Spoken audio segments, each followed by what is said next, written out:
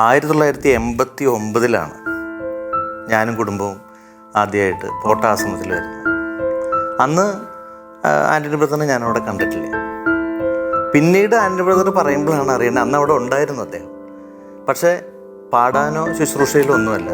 ബഹുമാനപ്പെട്ട പനക്കലച്ചൻ പറഞ്ഞതനുസരിച്ച് അവിടെ സൗണ്ട് കാര്യങ്ങൾ ശരിയാക്കുക, അതിലൊക്കെ വലിയ ഇൻട്രസ്റ്റ് ആയിരുന്നു. ടർപ്പായ വലിച്ചു കെട്ടുക, മഴ നനയായിരിക്കാൻ വേണ്ടി, അങ്ങനെയൊക്കെ ശുശ്രൂഷയിലുണ്ടായിരുന്നു. ഞാൻ പിന്നെ 90 ഡിസംബറിലാണ് ഡിവൈൻ ധ്യാന കേന്ദ്രം ആരംഭിക്കുന്നത്. അപ്പോൾ ശുശ്രൂഷകളൊക്കെ അവിടെ തുടങ്ങിയ സമയം അന്ന് ഒരു മണ്ണിട്ട ഒരു സ്ഥലമാണ്. അവിടെ ഒരു ആ മണ്ണ് തന്നെ കുഴിച്ചിട്ട് അവിടെ താഴെയാണ് ധ്യാനക്കാരിരിക്കുക. മണ്ണിൻ്റെ തന്നെ തിട്ടയുടെ ഒരു സ്റ്റേജാണ്. ഞാനപ്പോൾ ഡിസംബറിൽ ഇത് തുടങ്ങി ഒരു 3 ആഴ്ച കഴിഞ്ഞ് ഞാൻ അവിടെ ചെല്ലുന്ന സമയത്ത് ഞാൻ ആദ്യമായിട്ട് ഒരു കീബോർഡിൻ്റെ ശബ്ദം കേൾക്കുകയാണ്. അന്ന് വരെ പോട്ട ആശ്രമത്തിൽ ഞാൻ പാടിയിട്ടുണ്ടെങ്കിലും അതിന് മുമ്പ് കീബോർഡ് വായിച്ചല്ല, വെറുതെ വായ്പാട്ടാണ്. ഞാൻ അന്ന് വളരെ അത്ഭുതത്തോടെ നോക്കി. ഒരു കീബോർഡ് വായിച്ച് ഒരു മനുഷ്യൻ നല്ല ബേസ് ശബ്ദത്തിൽ നിന്ന് പാടുകയാണ്. ഭയങ്കര അത്ഭുതം തോന്നി എനിക്ക്. അപ്പോൾ ഞാൻ അങ്ങനെ മാറി നിൽക്കുമ്പോൾ എന്നെ ഇങ്ങനെ നോക്കി കണ്ടു എന്നെ. അപ്പോൾ ആൻ്റണി ബ്രദറിനെ എന്നെ പോട്ട ആശ്രമത്തിൽ വെച്ച് കണ്ടിട്ടുണ്ട്. അപ്പോൾ എന്നെ ഇങ്ങനെ കൈകൊണ്ട് വിളിച്ചു. ഞാൻ ചെന്നു, ഒരു പാട്ട് പാടും. അന്ന് ആഹ്ലാദ ചിത്രമായി എന്നൊരു പാട്ട് അന്ന് സ്റ്റേജിൽ വെച്ച് അന്ന് പാടി. ഒരു അനിയൻ്റെ പോലെ അദ്ദേഹത്തിൻ്റെ മരണം വരെ എല്ലാ കാര്യങ്ങളിലും ചേർത്ത് നിർത്തിയ ഒരാളാണ്. എൻ്റെ പേഴ്സണലൈസ് ചെയ്ത് ഞാൻ പറയുകയാണെങ്കിൽ എൻ്റെ ക്യാരക്ടറിൽ എന്തെല്ലാം നന്മകളുണ്ടായിട്ടുണ്ടോ അതെല്ലാം ഇദ്ദേഹത്തിനെ കണ്ട് പഠിച്ചതുകൊണ്ടുണ്ടായതാണ്. ഏതാണ്ട് ഒരു 9 വർഷത്തോളം ഞാനും ആൻ്റണി ബ്രദറും, എടത്തുവയിലുള്ള രാജു സിംഗറാണ്, മരത്തിൻ്റെ ഈ തെങ്ങിൻ്റെ കട്ടിൽ 2 കൂട്ടിയിട്ട് അതിൽ ബെഡിട്ട് ഞങ്ങൾ ഒരുമിച്ച് അങ്ങനെയാണ് കിടന്നിരുന്നത്. അന്ന് തല മസാജ് ചെയ്യാൻ പറയും കിടക്കുമ്പോൾ ഞെക്കിക്കൂട്ടി, ഇങ്ങനെ ഒരു കുടുംബം പോലെ. അത് പുറത്തേക്കൊന്നും പോകുന്നേ ഇല്ല, ഫുൾ ടൈം അവിടെ തന്നെയാണ്. വലിയ കർക്കശക്കാരനാണ്, ഭയങ്കര ദേഷ്യമാണ്. ചെറിയ ദേഷ്യമല്ല, ഭയങ്കരമായിട്ട് ചിലപ്പോൾ അടിക്കാനൊക്കെ വന്നു കളയും. ഒരിക്കൽ ഞാൻ ഓർക്കുന്നുണ്ട്, അന്ന് ഞായറാഴ്ച ധ്യാനം തുടങ്ങിയിട്ട് ശനിയാഴ്ചയാണ് കഴിയുക. അപ്പോൾ വെള്ളിയാഴ്ച വൈകുന്നേരം എന്താണെന്ന് വെച്ചാൽ സാക്ഷ്യം പറയുന്ന, അപ്പോൾ അന്ന് നമുക്ക് ആ ആഴ്ചയിൽ കിട്ടിയ അനുഭവം മൊത്തം സാക്ഷ്യം പറയാം. ഈ സാക്ഷ്യം പറയാന്ന് വെച്ചാൽ ചിലരൊക്കെ ഇങ്ങനെ പറഞ്ഞുകൊണ്ടേയിരിക്കും. അപ്പോൾ ഇത് കഴിയുന്നത് ചിലപ്പോൾ 1:30, 2 ഒക്കെ ആയിരിക്കും. അപ്പോഴാണ് വന്ന് കിടക്കുക. അപ്പോൾ ഞാനാണ് ഈ മൈക്കൊക്കെ ഊരി എല്ലാം സെറ്റ് ചെയ്തിട്ട് വന്ന് കിടക്കുക. കാലത്ത് പിറ്റേ ദിവസം തുടങ്ങണം, 6:30 തുടങ്ങണം. അപ്പം ഞാൻ മടിച്ച് കിടക്കും. അപ്പോൾ എനിക്ക് വയ്യ. അപ്പോൾ എന്നെ അടിച്ചിട്ട് പറയും, പൊക്കോ, സ്റ്റേജിലേക്ക് വേഗം പൊക്കോ, ഇവിടെ കണ്ടേക്കരുത്, വേഗം പൊക്കോ, എനിക്ക് വയ്യ. താൻ മരിച്ച് വീഴ്, സ്റ്റേജിൽ താൻ കർത്താവിന് വേണ്ടി മരിച്ച് വീഴ്. ഇത് ഒരു കാര്യമല്ല, പല കാര്യങ്ങളും ഞാൻ തൊട്ടടുത്ത് ഈ മനുഷ്യനോട് ചേർന്ന് നിന്ന് ഇങ്ങനെ ആവാൻ പറ്റും. സാധാരണ മരിച്ചു കഴിയുമ്പോൾ കുറേ നല്ല വാക്കുകളെ പറയും, അങ്ങനെ പോളിഷ് ചെയ്ത് സംസാരിക്കും. ഇതിൽ ഞാനൊരു കണിക വെള്ളം ചേർക്കാതെയാണ് 100% ഈ ബ്രദറിൻ്റെ ചേർന്ന് നിന്ന് കൂടെ കിടന്ന് നമുക്ക് തൊട്ടടുത്ത് നിൽക്കുമ്പോഴേ കൂടെ കിടക്കുന്നവനെ രാപ്പനി അറിയൂ എന്ന് പറയാറുണ്ട്. എന്ന് പറഞ്ഞ പോലെ ഇദ്ദേഹം പറഞ്ഞതല്ല എന്നെ മാറ്റിയത്, പ്രവൃത്തിയാണ്. ഒരു ടൈമിലൊക്കെ ആയിരക്കണക്കിന് പെൺകുട്ടികളാണ് സൗഹൃദം സ്ഥാപിക്കാനും കമ്പനി ആവാനും പ്രണയാഭ്യർത്ഥനയൊക്കെ ആയിട്ട്. ഒരു ചലനമില്ലാതെ മനുഷ്യൻ നിൽക്കണ കണ്ടപ്പോൾ ഞാൻ വിചാരിച്ച് എങ്ങനെ പറ്റും? എനിക്കങ്ങനെ ഒരു സാധ്യതയുണ്ടെങ്കിൽ അങ്ങനെ എനിക്ക് ഈ മനുഷ്യനെ പോലെ ആവണം, ഈ മനുഷ്യനെ പോലെ ചിന്തിക്കണം, ഈ മനുഷ്യനെ പോലെ പ്രവർത്തിക്കണം. അത് ആൻ്റണി മാഷ്, ഞാൻ ആദ്യം ബ്രദറേന്നാണ് വിളിച്ചിരുന്നത്. എനിക്കിങ്ങനെ കുറേ എക്സ്പീരിയൻസ് കിട്ടിയ അന്ന് മുതൽ, എനിക്കറിയില്ല ആരെങ്കിലും അങ്ങനെ വിളിക്കുന്നുണ്ടോ, ഞാൻ അന്ന് മുതൽ ആൻ്റണി മാഷേ എന്ന് വിളിക്കുക. സത്യത്തിൽ എന്നെ ഒന്നും പഠിപ്പിച്ചിട്ടൊന്നുമില്ല. ഇപ്പോൾ കീബോർഡാണെങ്കിലും അങ്ങനെ അതിൻ്റെ അടിസ്ഥാനത്തിലല്ല, പക്ഷേ എൻ്റെ ജീവിതത്തിൻ്റെ ഗുരുനാഥൻ അദ്ദേഹം. അദ്ദേഹം തന്നെ അറിയാതെ അദ്ദേഹത്തിൻ്റെ പ്രവൃത്തിയിലൂടെ എന്നിൽ ഒരു സീഡ് ഇട്ടു. ഇത് ഞാൻ ഇപ്പം അനലൈസ് ചെയ്യുമ്പോഴേ അത് എന്നിൽ മാത്രം ഇട്ട ഒരു സീഡല്ല. ഇദ്ദേഹം എവിടെയൊക്കെ ആരുടെയൊക്കെ അടുത്ത് പോയിട്ടുണ്ടോ അവിടെയൊക്കെ ഈശോയെ കൊടുത്തിട്ടുണ്ട്, ഒരു വചന വിത്തിട്ടിട്ടുണ്ട്. എത്ര നന്നായി പാടി. അദ്ദേഹത്തിൻ്റെ ശബ്ദമൊക്കെ എന്ന് പറഞ്ഞാൽ വളരെ പ്രൗഢഗംഭീരമാണ്. അത്ര ബ്യൂട്ടിഫുള്ളായിട്ടാണ് പാടുന്നത്. സംഗീതജ്ഞനാണ്, മ്യൂസിക് കോളേജിൽ പഠിച്ച ആളാണ്. അദ്ദേഹം വേദിയിൽ നിന്ന് പാടുന്ന ഓരോ സമയവും 10,000 കൈയടിച്ചും യേശുവെ നന്ദി, ദൈവമേ നന്ദി ആർത്ത് വിളിക്കുകയാണ്, ആർത്ത്. ഈ സമയമൊക്കെ ഞാൻ സഹ ശുശ്രൂഷകനായിട്ട് കൂടെ പാടുന്നുണ്ട്. അങ്ങനെ അവിടെ പാടി അനുഭവിച്ചറിഞ്ഞ എത്രയോ ലക്ഷക്കണക്കിന് ആളുകൾക്ക് അദ്ദേഹം ദൈവത്തെ കൊടുത്തു. അവരുടെയൊക്കെ ഹൃദയത്തിൽ അങ്ങനെ ഒരു വചന വിത്തിട്ടു. ഇന്നലെ ഞാൻ ഷാൻഡിയെയും ക്രിസനെയും വിളിച്ചു. ഷാൻഡി എന്ന് പറയുന്നത് ആൻ്റണി ബ്രദറിൻ്റെ ഭാര്യയാണ്, ക്രിസൻ മോനാണ്. അപ്പോൾ ഞാൻ 1 മണിക്കൂറോളം ഇന്നലെ രാത്രി സംസാരിച്ചപ്പോൾ എന്നെ അത്ഭുതപ്പെടുത്തിയൊരു കാര്യം, അവന് 24 വയസ്സാണ്. ഞാൻ അവനെ എടുത്തുകൊണ്ട് നടത്തുന്നത്. എന്നെ ഏറ്റവും അത്ഭുതപ്പെടുത്തിയൊരു കാര്യം, അവൻ തീച്ചൂളയുടെ നടുക്ക് ഇന്നലെയായിരുന്നു, ഫ്യൂണറൽ ഇന്നലെയായിരുന്നു. ഇതെല്ലാം കഴിഞ്ഞ് വന്ന് ഞാനും പ്രയാസപ്പെട്ട് കരച്ചിലാണ് സംസാരിച്ചത്. പക്ഷേ ഈ 24 വയസ്സുള്ള പയ്യൻ അവൻ പ്രതികരിക്കണം കണ്ടപ്പോൾ ഞാൻ ആലോചിച്ചു, ഞാനായിരുന്നെങ്കിൽ ആ സ്ഥാനത്ത് ഇങ്ങനെ പക്വതയോടെ സംസാരിക്കുമോ? ഞാൻ ദൈവത്തെ തള്ളി പറയില്ലായിരുന്നു. അല്ലെങ്കിൽ എന്തുകൊണ്ട് ഞാൻ ചോദ്യം ഉന്നയിക്കും. അവൻ വിഷമതകൾ പറയുന്നുണ്ടെങ്കിലും അടിസ്ഥാനപരമായിട്ട് വലിയൊരു വിശ്വാസത്തിൻ്റെ ബേണിങ്ങിലാണ് സംസാരിച്ചത്. എന്നിട്ട് ഞാൻ പലപ്പോഴും ആ കോൺവെർസേഷനിൽ കരഞ്ഞു. അവൻ എന്നോട് പറഞ്ഞു, രാജേഷങ്കളെ, ഞാൻ പലപ്പോഴും എഴുന്നേൽക്കുമ്പോൾ 4 മണിക്ക്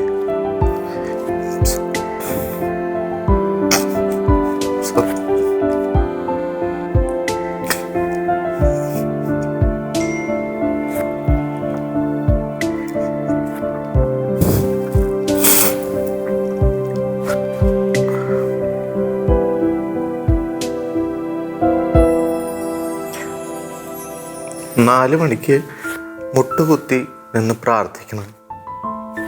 അപ്പ കണ്ട് നിന്ന മോനാണ് ഞാൻ. അതുകൊണ്ട് ഞാൻ ദൈവത്തിന് തള്ളി പറയില്ല രാജേഷങ്ങളെ. ദൈവത്തിൻ്റെ ഒരു പദ്ധതിയുണ്ട്. എനിക്ക് വലിയ വേദനയുണ്ട്. കാരണം രാജേഷങ്ങളിന് അറിയില്ല ഒരു പക്ഷേ ഞാനും അപ്പയും തമ്മിലുള്ള കൂട്ടെത്രയാണ്. അത്ര വലിയ കൂട്ടുകാരാണ്. എനിക്ക് ചില ചോദ്യങ്ങളൊക്കെ ഉണ്ട്. പക്ഷേ അടിസ്ഥാനപരമായിട്ട് വിശ്വാസത്തിൽ നിന്ന് ഞാൻ വ്യതിചലിക്കില്ല. ഷാൻഡിയോട് സംസാരിക്കുമ്പോഴും ഷാൻഡി പറയണത് എന്നോട് വചനം മാത്രമാണ് പറഞ്ഞിട്ടുള്ളത്.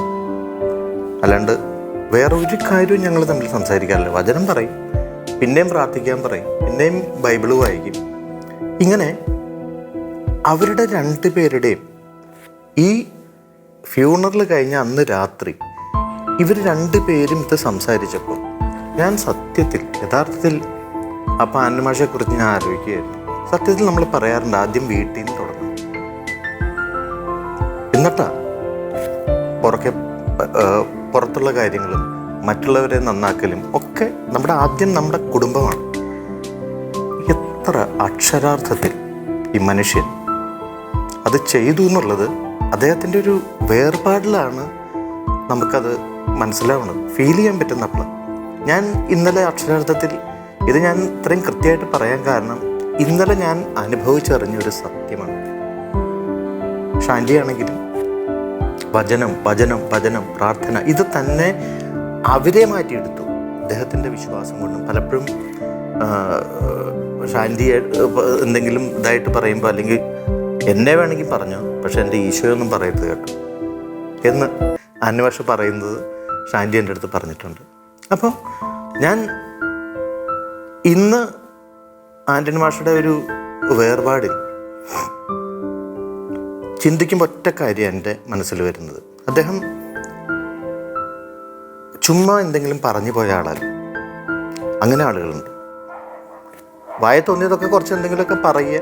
ഇതൊന്നും ജീവിതവുമായിട്ടോ സത്യവുമായിട്ടോ പുലബന്ധം പോലും ഇല്ല. ഒരുപക്ഷെ സ്റ്റേജിൽ നിന്ന് ഇറങ്ങി അതോടുകൂടി കഴിഞ്ഞു. അങ്ങനെയുള്ള ഒരാളായിരുന്നില്ല പുള്ളി. എന്താണോ പുള്ളി പറഞ്ഞത് അത് തന്നെ ജീവിതത്തിൽ ചെയ്തു കാണിച്ച ആളാണ്. എനിക്ക് വ്യക്തിപരമായിട്ടറിയാം. എൻ്റെ ആദ്യ അനുഭവങ്ങളിൽ അങ്ങനെയാണ്. എൻ്റെ ജീവിതത്തിൽ വലിയ ചലനങ്ങൾ ഉണ്ടാക്കിയ ആൾ, വലിയ തീരുമാനങ്ങളെങ്കിൽ എൻ്റെ ടീനേജിൽ ഒരുപാട് സ്ഥലങ്ങളിൽ എനിക്ക് തെറ്റിപ്പോകുമായിരുന്നു. പക്ഷേ ഈ മനുഷ്യൻ എൻ്റെ കൈ പിടിച്ചിട്ട് രാശ അങ്ങനെയല്ല കേട്ടോ, ചില സമയത്ത് അടിക്കും, ചില സമയത്ത് ദേഷ്യപ്പെട്ടിട്ടുണ്ട്, എൻ്റെ അടുത്ത് തല്ലാനിട്ട് ഓടിച്ചിട്ടുണ്ട്. അപ്പോൾ എൻ്റെ ക്യാരക്ടർ ഫോർമേഷനിൽ വളരെ വളരെ വളരെ നിർണായകമായിട്ടുള്ളൊരു പങ്ക് വഹിച്ചു. അതുകൊണ്ടാണ് ഞാൻ മാഷെ എൻ്റെ ജീവിതത്തിൻ്റെ മാഷാണ്. മറ്റ് അനേകർക്ക് പുള്ളി ഒരു ഗുരുതുല്യനാണ്.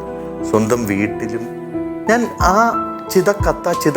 ഞാൻ അത് എടുത്തെടുത്ത് പറയാൻ ആഗ്രഹിക്കുക. ക്രിസമ്മോൻ്റെ കാര്യം ചിത കത്തി തീരുമ്പോഴും ആ നീറുന്ന വേദനയുടെ നടുക്കും അവൻ നിന്ന് അങ്ങനെ ഒരു വിശ്വാസിയായ ഒരു അപ്പൻ്റെ മോന ഒരാഴ്ചകളെ ഞാൻ. അതുകൊണ്ട് വിശ്വാസത്തിൽ നിന്ന് ഞാൻ മാറില്ല. ഈശോയെ ഞാൻ അങ്ങനെയൊക്കെ ഞാൻ ആദ്യം ഒന്ന് ഭയന്നു. പക്ഷെ അവൻ്റെ ആ ഒരു സംസാരം, ഷാൻറ്റിയുടെ സംസാരം, അത് കേട്ടപ്പോൾ എനിക്കാണെങ്കിലും എൻ്റെ വൈഫ് രജനിയാണ്, ഞങ്ങളത് ഇന്നലെ രാത്രി മുഴുവൻ അത് തന്നെയാണ് പറഞ്ഞുകൊണ്ടിരുന്നത്. അപ്പോൾ ഒരു പൂർണ്ണ ദൈവമനുഷ്യൻ, ഒരു പക്ഷേ എനിക്ക് ഗായകൻ എന്നുള്ളതിലുപരി ഒരു സത്യത്തിന് വേണ്ടി ജീവിച്ച ഒരാൾ, വചനത്തിന് വേണ്ടി ജീവിച്ച ഒരാൾ, ജീവിതം മുഴുവൻ ഈശോയെ ഈശോയെ. അദ്ദേഹത്തിൻ്റെ ഏറ്റവും വലിയ ബാക്ക് ബോണായിരുന്നു അമ്മയപ്പൻ. അവരും ഇതുപോലെയായിരുന്നു. പണ്ട് പോട്ടയിൽ വരുന്ന സമയത്ത് ഈ വചനോത്സവം എന്ന് പറഞ്ഞ മാസികയുണ്ട്, അത് വഴികളിലൊക്കെ കൊണ്ട് നടന്ന് വിറ്റ് ഒരു പക്ഷേ ആൻ്റണി ബ്രദറിൻ്റെ അടിസ്ഥാനപരമായിട്ട് അമ്മ ഭയങ്കര വിശ്വാസിയാണ്. ആ സമയത്ത് ആദ്യകാലങ്ങളിൽ എനിക്ക് തോന്നുന്നു ശനിയാഴ്ചയാണ് മധ്യസ്ഥ പ്രാർത്ഥനയുണ്ട്. കൊല്ലത്തുനിന്ന് ആൾക്കാരെ ബസ് വിളിച്ച് കൊണ്ടുവരും. ഇങ്ങനെ ഒരു വലിയ വിശ്വാസിയായിട്ടുള്ള അമ്മയുടെ മോനാണ് ആൻ്റണി ബ്രദർ. ആൻ്റണി ബ്രദറിനെ കുറിച്ച്, എൻ്റെ ആൻ്റണി മാഷയെക്കുറിച്ച് ഓർക്കുമ്പോൾ ഒന്നേ പറയാനുള്ളൂ, അദ്ദേഹത്തിൻ്റെ വാക്കും പ്രവൃത്തിയും ഒന്നായിരുന്നു. എനിക്ക് അദ്ദേഹത്തിനുള്ള ഒരു ഗായകനേക്കാൾ അല്ലെങ്കിൽ ഒരു ശുശ്രൂഷയിൽ എല്ലാം ഉണ്ട്, പക്ഷെ തൊട്ടടുത്ത് നിന്ന് പിടിച്ച് അനുഭവിച്ച ഒരാളായതുകൊണ്ട് പറയുക, എനിക്കതിൽ കൂടുതൽ എന്നെ ആകർഷിച്ചത് അദ്ദേഹത്തിൻ്റെ വാക്കും പ്രവൃത്തിയും ഒന്നായിരുന്നു. സത്യത്തിനു വേണ്ടി നിലകൊണ്ട ഒരു ശ്രേഷ്ഠ വ്യക്തിത്വമാണ്. ഇതാണ് ജനങ്ങൾ അറിയേണ്ടത്.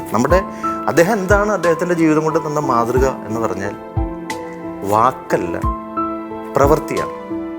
ക്രിസ്തുവിനെ തിരിച്ചറിയുന്നത് നിൻ്റെ വാക്കിലല്ല, വാചാലതയിലല്ല, പ്രസംഗത്തിലല്ല, നിൻ്റെ പ്രവൃത്തിയിൽ ക്രിസ്തുവിനെ മറ്റൊരാൾ തിരിച്ചറിയും. ഇതാണ് അദ്ദേഹത്തിൻ്റെ ജീവിതം തന്ന പാഠം.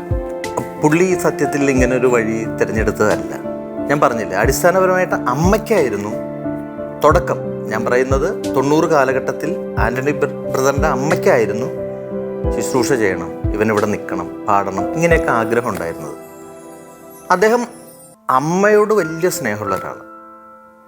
അതുകൊണ്ട് അദ്ദേഹം, ഞാൻ പറഞ്ഞില്ല, ആദ്യം സൗണ്ട് വയ്ക്കുന്നു, മറ്റേത് വയ്ക്കുന്നു, അതുകഴിഞ്ഞിട്ട് ആ പാട്ട് പാടി തുടങ്ങുന്നത്. അപ്പോൾ പാട്ട് പാടി പതുക്കെ തുടങ്ങുന്ന സമയത്തൊക്കെ അദ്ദേഹത്തിൻ്റെ മനസ്സിലെ വലിയ ആഗ്രഹം മദ്രാസിലേക്ക് പോകണം, സിനിമയിൽ പാടണം. ഇത് തന്നെയായിരുന്നു ആഗ്രഹം. അപ്പോൾ ഒക്കെ ബഹുമാനപ്പെട്ട പനക്കലച്ചൻ പറയും, നീ ഇവിടെ നിന്ന്, വേറെ കാര്യങ്ങളുണ്ടെന്ന്, നീ ഇവിടെ നിൽക്ക്. ഇങ്ങനെ നിക്ക് എന്ന് പറഞ്ഞ് നീണ്ട 30 കൊല്ലം കടന്നു. ഈ 30 കൊല്ലത്തിൻ്റെ ഇടയിൽ വെച്ച് എവിടെയോ അദ്ദേഹത്തിന് വലിയൊരു ട്രാൻസ്ഫോർമേഷൻ ഉണ്ടായി.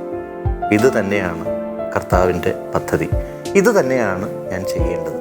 അതിൻ്റെ വെരി ബിഗിനിങ് പുള്ളിക്ക് മദ്രാസിൽ പോകണം, സിനിമ, ഇങ്ങനത്തെ ചിന്ത തന്നെയായിരുന്നു. എനിക്ക് വളരെ വ്യക്തമായിട്ട് എനിക്കറിയാം. പലപ്പോഴും പിടിച്ചു നിർത്തിയത് പനക്കലച്ചനാണ്. പനക്കലച്ചനുമായിട്ട് അദ്ദേഹത്തിന് വലിയ ബന്ധമുണ്ടായിരുന്നു, സ്നേഹമുണ്ടായിരുന്നു.